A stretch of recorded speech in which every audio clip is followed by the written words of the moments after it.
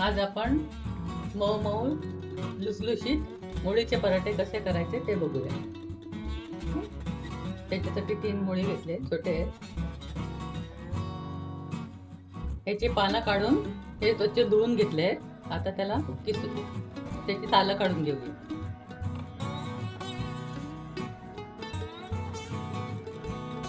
सालं काढून घेतले, आता ते किसून घेऊया.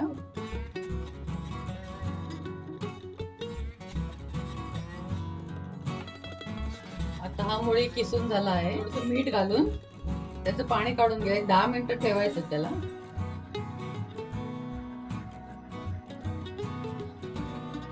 दहा मिनिटांनी याचं पाणी काढून घेऊया. पाणी काढायचं म्हणजे पराठ्याने तर पचपचीत होतात, पाणी सुटतं पराठ्याला, म्हणून हे पाणी काढून घ्यायचं.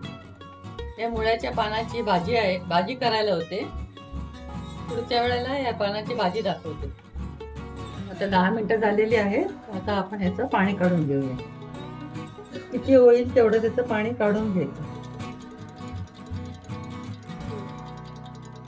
असं घेऊन पाणी याचं पिळून काढायचं. पिळून एवढं पाणी आलेलं आहे.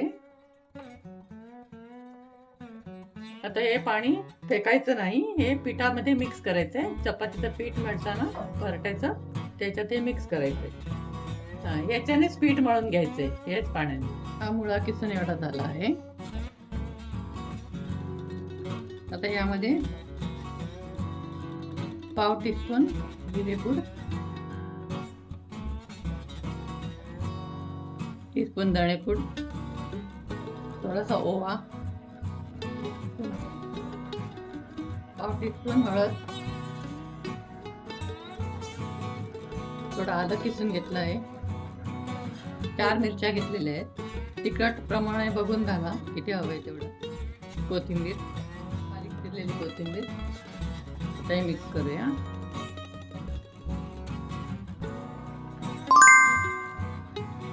चवीपुरतं थोडंसं मीठ तुम्ही बघून घाला.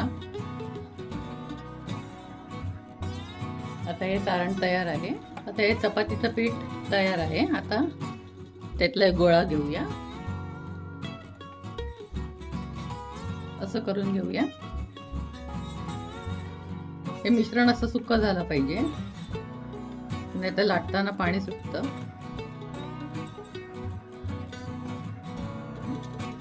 आता हे आपण लाटून घेऊया. हे जरा असं पसरवून घ्या त्याच्यामध्ये, म्हणजे ते सगळीकडे सारण पसरतं.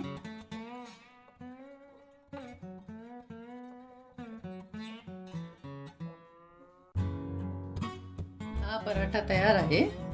एवढा जाड तुम्हाला पाहिजे तसं करा, पण एवढा जाड ठेवला तर तो छान फुगून येतो. आता आपण याला भाजून घेऊया.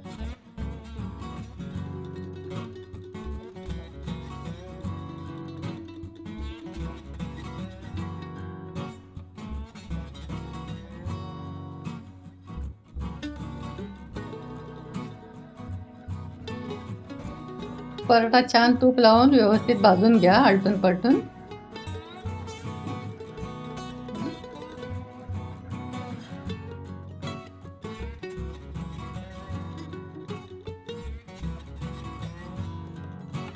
छान पराठा भाजून क्रिस्पी तयार आहे.